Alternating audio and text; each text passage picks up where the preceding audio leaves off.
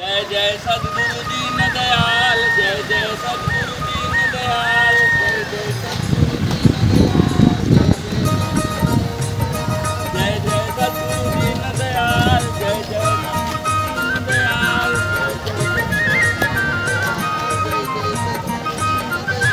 जय जय सद्गुरु दीन दयाल, जय जय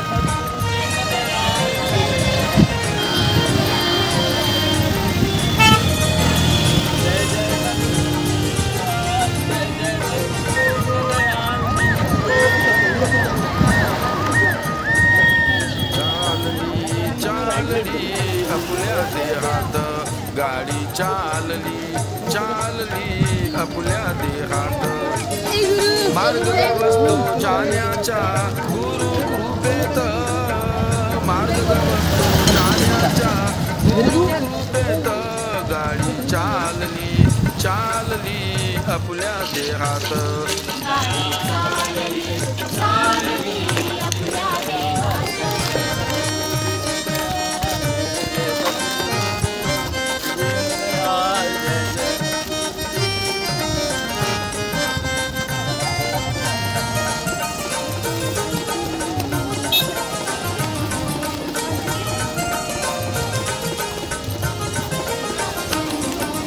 संता संगे जाऊया भक्ता संगे जाऊया सद्गुरु दीन दयाल भक्ता संगे जाऊया भक्ता संगे जाऊया त्रिवेणीत न्हाऊया भाव भक्तीत राहूया त्रिवेणीत न्हाऊया भाव भक्तीत राहूया प्रथमवार मिळतो आम्हाला प्रथमवार मिळतो आम्हाला त्रिकूट शिखरात गाडी चालली चालली आपल्या देहात गाडी चालली चालली आपल्या देहात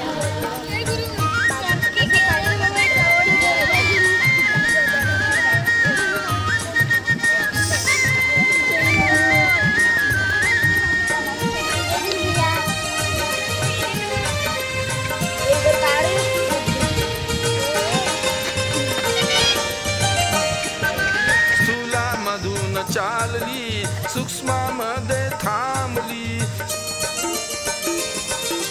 स्थूलामधून चालली सूक्ष्मामध्ये थांबली तेथे थोडी विसावली कारण देही पोहोचली तेथे थोडी विसावली कारण देही पोहोचली तिन्ही देवांच्या भेटी गोटी तिन्ही देवांच्या भेटी गोटी तिन्ही लोकात गाडी चालली चालली भास्कर भाऊ चुरे मूळ निवासी ब्रह्मपुरी ॲग्रिकल्चर ऑफिसर होते क्लास 1 ऑफिसर होते पण त्यांची साधनेमध्ये इतकी प्रगती झाली होती आणि बाबांचं बाबावर खूप प्रेम होतं त्यांच्यावरही बाबांचं खूप प्रेम होतं आम्ही 2015 साली बाबांसोबत गंगासागरच्या यात्रेला गेलो होतो कलकत्त्याला गेलो होतो कलकत्ता भुवनेश्वर ओडिसा पुष्कळ राज्य फिरून आलो त्यावेळेस वापस येताना बिलासपूर ते मंडला या दरम्यान भास्कर भाऊ चुरे भाऊंची प्रकृती खालावली मध्ये त्यांना थोडा त्रास झाला बाबांनी त्यांना कस्तरी आश्रमपर्यंत आणलं आणि आश्रम म्हणजे मंडल्यापर्यंत आणलं मंडल्याला दादाजी दर्शन झालं आणि तिथून त्यांचे अंतिम क्षण जवळ आलेला असल्या कारणामुळे बाबांनी त्यांना ताबडतोब कुठे शिफ्ट केलं आपल्या आश्रममध्ये आले आश्रममध्ये त्यांची प्राणज्योत मालवली प्राणज्योत मालवल्यानंतर याच ठिकाणी त्यांचा अंत्यविधी सर्व संस्कार याच ठिकाणी पूर्ण झाले आता यामधली माझ्या माहितीप्रमाणे एक ही असावी किंवा ही असावी कोणती 3 नंबर ये सेकंड वाली नहीं सेकंड वाली नहीं ये होंगी ये कोणाची भास्कर भाऊ चुरे, हा भास्कर भाऊ चुरेची ही समाधी सर्वात पहिली समाधी त्यांना इथं माती दिली आणि त्यांच्यावर इथे समाधी बांधली गेली. आज त्यांचा मुलगा परमानंद भाऊ चुरे तुम्ही पाहिलाय ना, ती प्रेमा होती, प्रेमाचे आजोबा चॉकलेट दिए थे, चॉकलेट दी ऊपर. तसेच रोशनचे सुद्धा आजोबा, हा याचे पण नाना आता पुष्कळ सारे आहे संबंध इथे.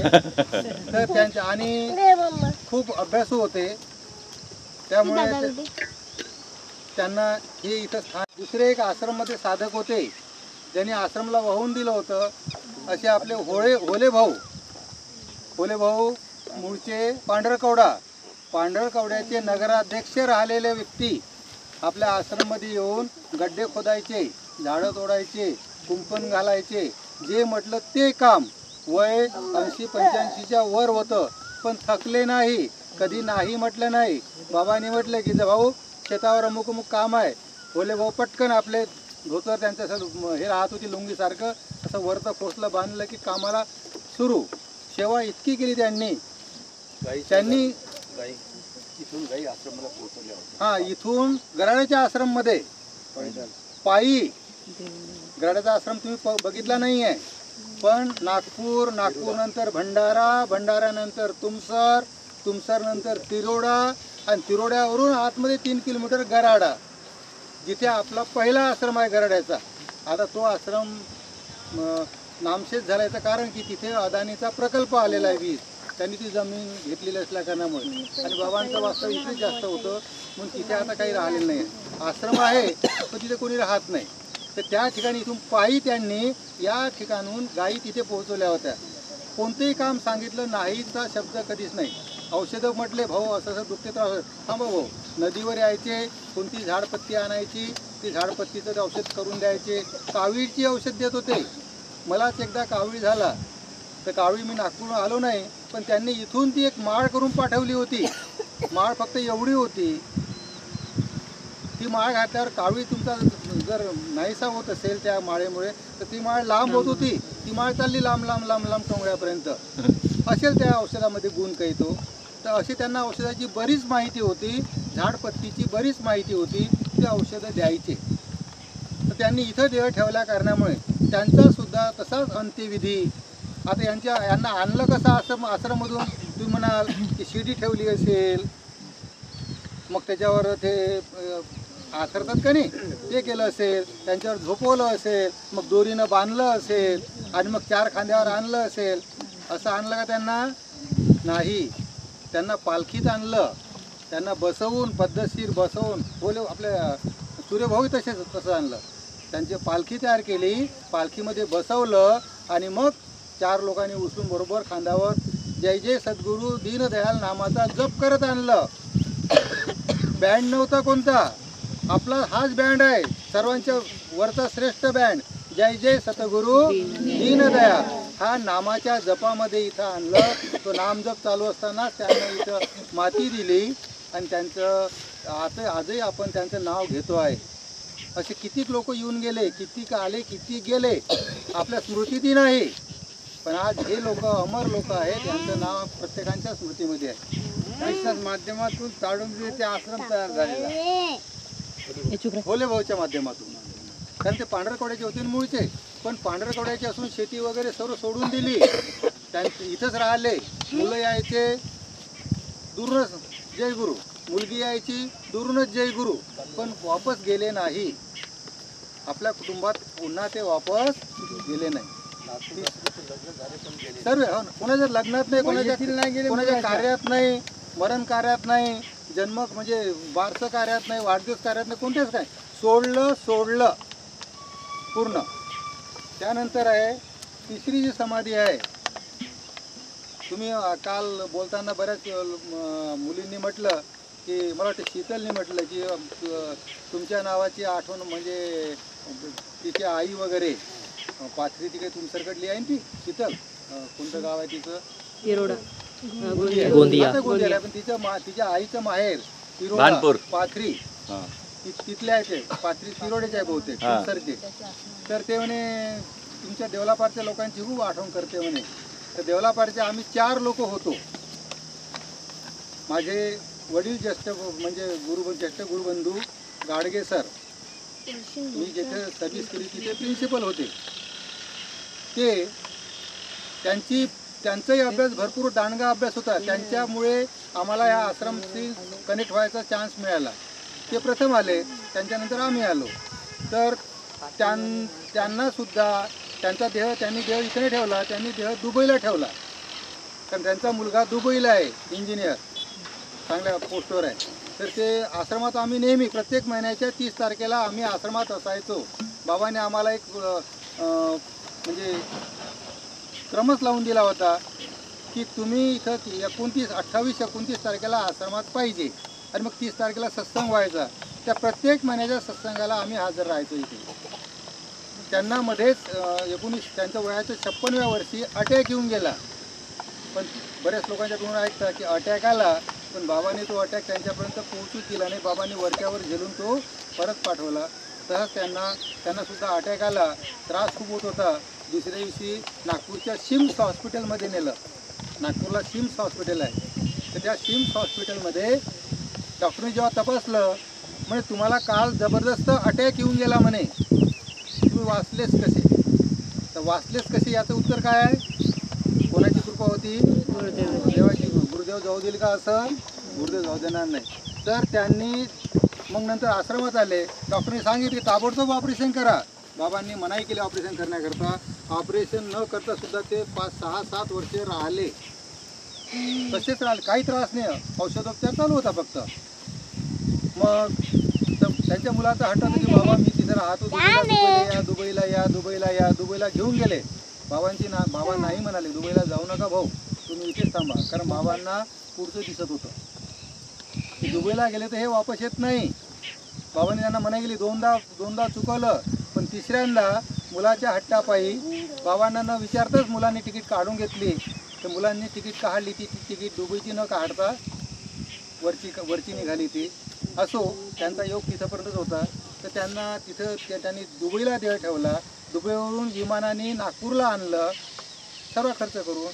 नागपूरला अंत्यसंस्कार केले गेले. पण मुलांची इच्छा होती की इथं काहीतरी व्हावं म्हणून त्यांचे जे दसव्याला आपण फुलं नेतो का नाही, कोणत्या नदीवर नेतो, कोणत्या तीर्थक्षेत्रावर नेतो, तर ते फुलं इथं आणले आणि इथं त्या फुलांना समाधी दिली. ते फुलं समजते का नाही, त्यांचे जे अस्थी असतात त्या अस्थी आपण जमा करतो, त्या अस्थी इथं आणून त्यांचं इथं स्थान दिलेलं आहे. असे गाडगे सर, वामन दामोदरराव गाडगे, ते या ठिकाणी त्यांची समाधी केलेली आहे.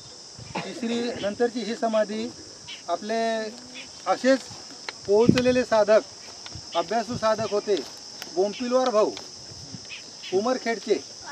तुमच्यापैकी काही लोक असेल, बोंपिलवार भाऊ जायच्या आधी स्टेज म्हणजे कार्यक्रम असताना आधीची जी पूर्वपीठिका असायची, आधीचं जे प्रास्ताविक असायचं आश्रमाविषयी किंवा अध्यात्माविषयी काय असायचं ते बोंपिलवार भाऊकडे असायचं. बोंपिलवार भाऊनी एक पुस्तकसुद्धा लिहिलं आहे. त्यांनी त्या पुस्तकामध्ये प्रत्येक भजनाचं विवेचन केलेलं आहे ते पुस्तक. म्हणजे आपले जे भजनं आहेत, बाबांनी लिहिलेले जे भजनं आहेत, त्या भजनाचा अर्थ सांगितलेला आहे. आणि ते सुद्धा खूप साधना करायचे, अभ्यासू होते. त्यांची ही समाधी या ठिकाणी बांधल्या गेलेली आहे.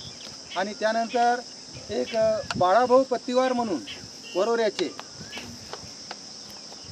श्रीमंत माणूस, पण आश्रमात आल्यावर श्रीमंती घरी ठेवायचे. इथं जे म्हटलं ते काम, कोणते कामात म्हटलं बाबांनी म्हटलं की भाऊ असं करायचं आहे, बाळाभाऊ पुढेच.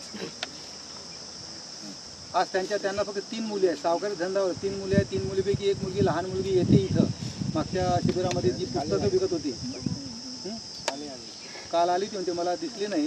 तर ती एक लहान मुलगी आहे. तर त्यांची समाधी या ठिकाणी बांधल्या गेलेली आहे. असे 5 महाविभूतीच्या समाधी या ठिकाणी आहे. पुढे आणखी किती समाधी होतात माहीत नाही. तर आहे, गुरुदेवाची कृपा आहे. त्यांना इथं आता इथं यांचं बांधकाम चालू आहे. ज्यांच्याकडून ज्यांचे आहे त्यांच्याकडून जे काही कलेक्शन काही मिळते किंवा आश्रमच्या वतीनं काय कसं आहे त्याची कल्पना नाही आहे. पण ते बांधकाम तर आता सध्या अशी आहे, पुढे चालून चांगलं स्वरूप येईल. आणि हे सुद्धा एक आपलं भेटी दर्शनाकरता येण्याचं एक ठिकाण आपलं इथं झालेलं आहे. अशा प्रकारच्या या ठिकाणची माहिती आहे. एवढं सांगण्याचं माध्यम म्हणजे कर्तव्याचं फळ हे सर्व काही दिसून हा राहिलं. तुम्ही काही केलं तर तुमचं आठवण पुढची पिढी सुद्धा घेईल. म्हणून हे असं झालं. त्याप्रमाणे आपल्याला कर्तव्य करायचं आहे आणि त्याप्रमाणे आपल्याला वागायचं आहे. त्यांनी केलेलं आहे म्हणून त्यांचं नाव आपण घेतो आता. नाहीतर असे मेले कोटाकोटी काय रडू एकासाठी. काही नाही कोणी नाही आला, हा गेला गेला गेला, चल टाक खाली, चल उचला.